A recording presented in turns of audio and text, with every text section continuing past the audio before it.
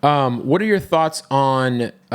You were on the ground for January 6th. You were I was you not were on the nearby. ground. You I were had nearby. COVID. I had Oh, you COVID. weren't there. Okay. Yeah. Yeah. Okay. So you weren't there. That's right. I was there for like 3 different pump fakes where they said like, we're going to take the Capitol, and they would get close and be like, not today, guys. So I want to know your thoughts because I thought that with the J6ers, I guess, I think that there was probably some people who probably should have been pardoned who walked into a building. And then I think there were people who deservingly attacked Capitol Police officers. Yeah. There was like this blanket pardon where I was like, I don't know if you should have pardoned all of them, like maybe half. Like, because I do think that there was genuinely people. I mean, there was a dude who got arrested who shot his mixtape cover in the Capitol that day. Whoa. Like some rapper, just because he was there and like That's hard.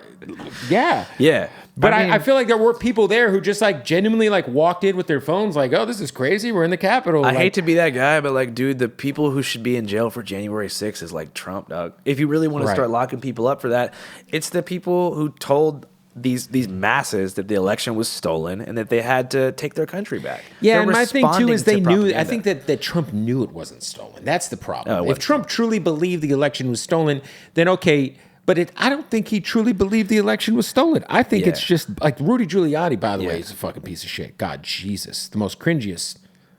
I feel like out of everybody from the last 8 years, I would just love to see him fucking just eat shit. Fuck Rudy Giuliani. Yeah, especially because he was like a 9/11 hero, and he had to fuck around and do this. Such a piece of shit, dude. Yeah, but dog, like honestly, like if you look at some of their prison sentences, some of them were just outrageous. Outrageous, and like some people, like I think were just being held without a court date all this time, and it's like, well, if this teacher like stumbled into the like, as long there were people who showed up with zip ties and like attacked officers, that guy should be in jail for sure. He should never, 100%. What are your thoughts on? Because you have covered the Proud Boys. I know the Proud Boys leader Enrique. What's his last name? Enrique Tarrio. He just got pardoned. Yeah, I mean, I'm close with a lot of people who got pardoned. Yeah. I mean, they probably don't like me now because of the HBO documentary. Unfortunately, the way I was made to posture in that film burned a lot of bridges with the conservatives. Really? Yeah. Yeah.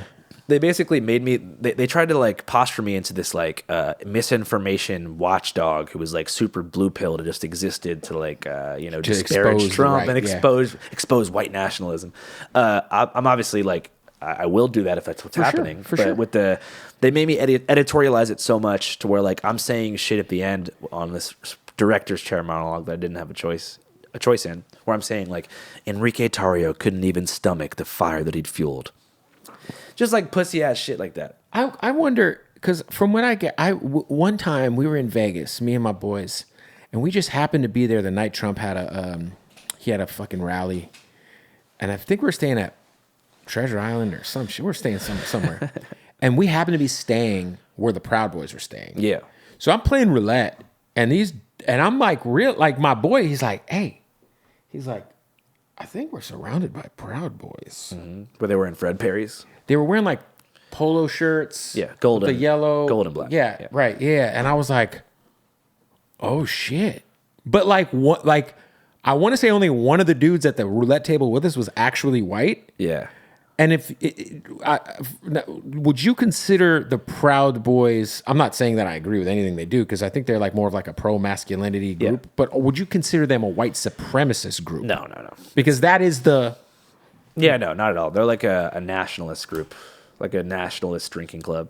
They're kind of like soccer hooligans. You know what I mean? They just get fucked up together and like they yell about sports and also politics. Right.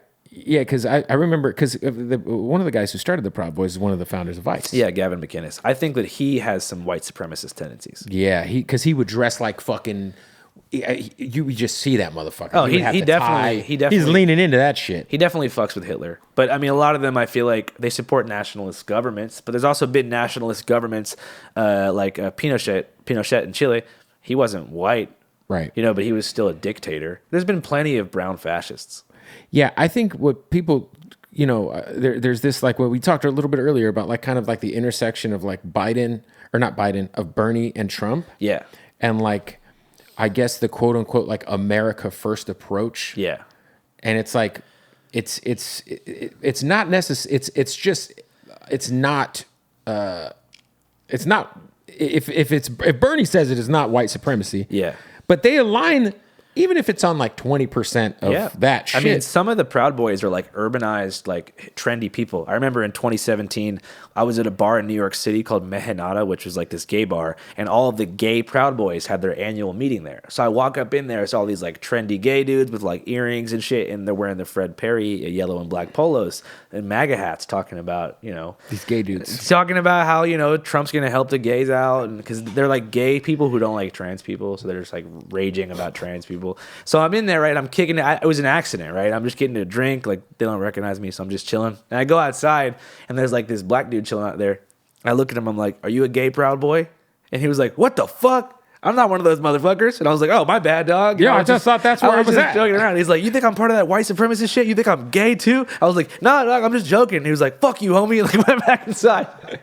And that shit was I still think about that all the time.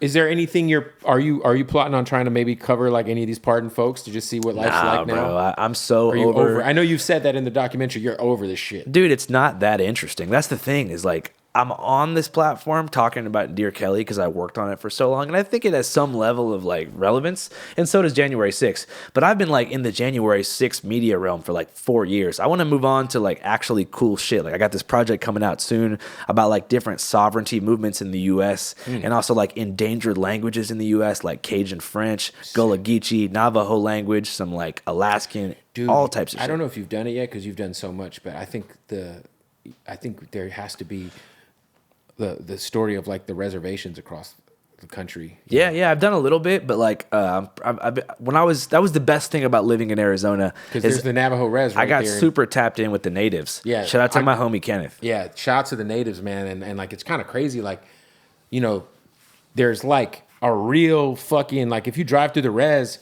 the houses they're fucking living on like. It's kind of crazy how a lot of these houses are constructed. Yeah. Trailer parks, there's a lot of drug use, there's a lot of alcoholism, and it's like, I just feel like, that's a very interesting story that needs to be told. Yeah, also the differences between the different reservations in Arizona. For like sure. If you go to Sells, which is in the Tohono O'odham Nation, west of Tucson, that place looks like it's in a third world country. I mean, it is broken down. You go somewhere like Window Rock, which is in the Four Corners area in the Navajo reservation, and you're like, damn, they got their shit together up here. For sure. And it shows how the Bureau of Indian Affairs kind of picks and chooses where it gets investment.